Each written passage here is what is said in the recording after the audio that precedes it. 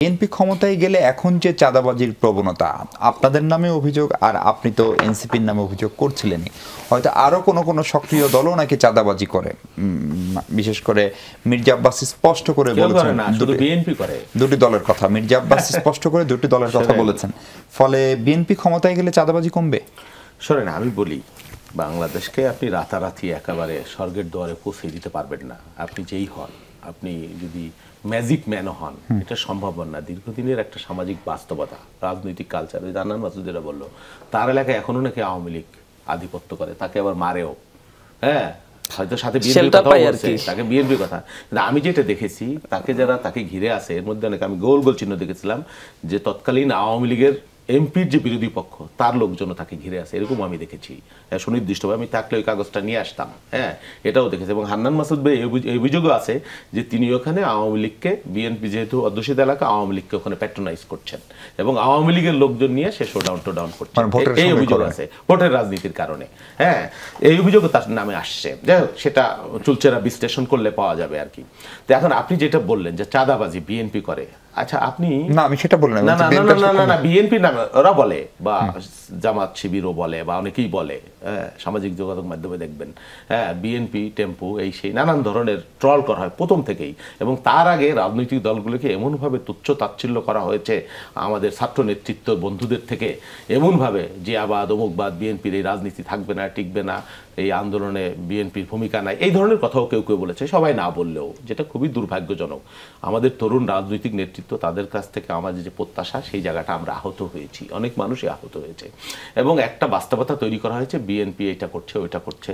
আচ্ছা আপনি বলেন, আমি যে কথা বলছিলাম, বিএনপির সদস্য কত আর জামাত শিবিরের সদস্য কত বাংলাদেশে, বা বিএনপির সদস্য কত আর আমাদের এনসিপির বন্ধুদের সদস্য, আপনাদের নিবন্ধিত সদস্য কত কোনো সংখ্যা আছে? হ্যাঁ আছে, হয়তো সেটা আমি একজাক্টলি এখন বলতে পারবো না, আছে, সেই পরিসংখ্যানও আছে।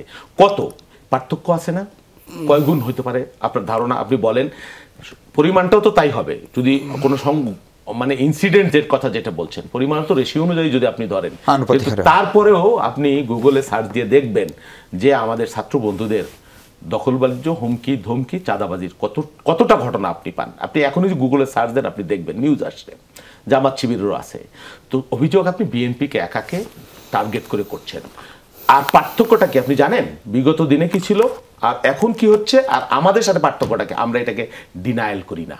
আমরা মনে করি যে আমাদের বিশাল একটা কর্মী বাহিনী আছে সারা দেশে, এর মধ্যে ভালো মানুষ আছে, যেমন দুষ্ট মানুষও দুই চারটে ঢুকে থাকতে পারে, সুবিধাবাদীও দুই চারটে ঢুকে যেতে পারে বিভিন্ন জায়গায়। আমি ঢাকায় বসে, কেন্দ্রে বসে আমি এটা সব নিয়ন্ত্রণ করতে পারছি না, তবে আমরা ডিনায়াল করি না পুরাপুরি। আগের যে সংস্কৃতি ছিল, ওই যে আপনি বললেন না নতুন সংস্কৃতি কি, যেটা ওরা করছে না, হ্যাঁ তারা করছে না বেশিরভাগ ক্ষেত্রেই, দুই একটা কেবলমাত্র অব্যাহতির ঘটনা আছে, কিন্তু এর বাইরে আপনি দেখবেন না এনসিপি কাউকে বহিষ্কার করেছে, শিবির কাউকে স্বীকারই করে না, এনসিপি সম্প্রতি বহিষ্কার করে না, অব্যাহতি দিয়েছে কারের জন্য দেখলাম, এইটাই এখন পর্যন্ত এটা করে নাই, যার বিরুদ্ধে মোটা দাগের অভিযোগ, স্বীকারই করবে না তারা। পার্থক্য হলো এইটা, বিএনপি স্বীকার করছে, আমলে নিচ্ছে, প্রশ্রয় দিচ্ছে না।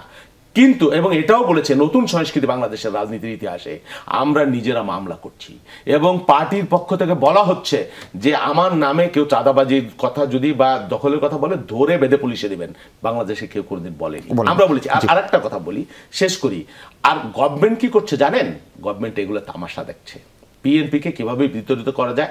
বিএনপিকে এটা একটা সিন্ডিকেট, নেক্সাস, গভর্নমেন্ট বলেন, এনসিপি বলেন, বা অন্য যারা আক্রমণ করছে বিএনপিকে বা বিএনপিকে কি মেলাইন করবার চেষ্টা করছে, যে এটা একটা নেক্সাস, তারা বিএনপির এই নামে এই ধরনের বদনাম হবে, এই ধরনের কেলেঙ্কারি হবে, এটা মিডিয়া ফলো করে পুলিশ তামাশা দেখছে।